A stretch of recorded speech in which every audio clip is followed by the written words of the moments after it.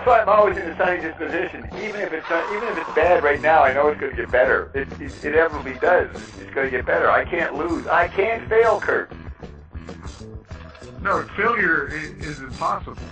In my case, I got too many options. I can bring up any kind of interpretation of what we're doing. You're like a cat. You always land on your feet. Yeah. So let's go back. So I like. It's funny, you brought the movie last week. It reminds me of the whole period. I thought of that period. I thought of my encounter with Leary. I thought of Wild Palm. And then I forgot about it all. Now we're talking about it all back here. It was a great time. It was back when I was doing pixel stuff at Jerry Fialka's, in his little cottage where he lived in Venice. And you can go. What does that mean? Well, you can go on my timeline and look at 93, 94. Jerry used to take his pixel camera or his video camera, and I'd be staying there. I'd stay there for 6 months with Carolyn. And he would just come home from working with Zappa, and he'd want to just start talking to me. He put on the camera, and he'd try to prompt me. But back then, he was a terrible interviewer, so usually I ended up, spitting on him or making fun of him. But those tapes are available. Sometimes it got interesting.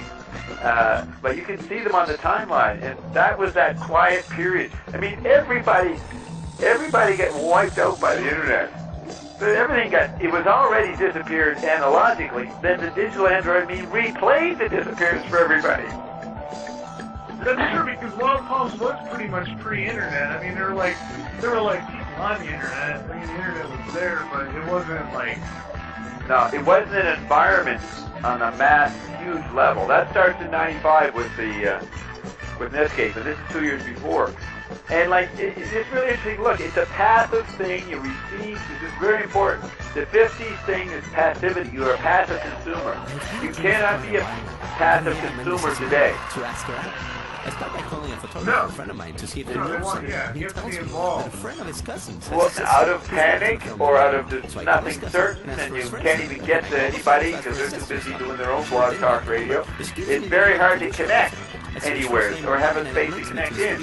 It's that kind of it's a paranoid involvement. So I write to them pretty hard to be Martin Duke, a random director's name I found on the web, that I'm doing a film and I'd like Eva in it. A few days later, they say they cannot give me her number, but they can direct me to Eva's manager. Great! So I call the manager and arrange a meeting.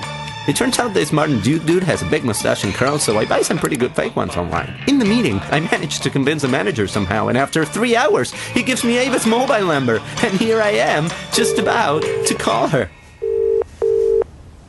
Eva Mendes.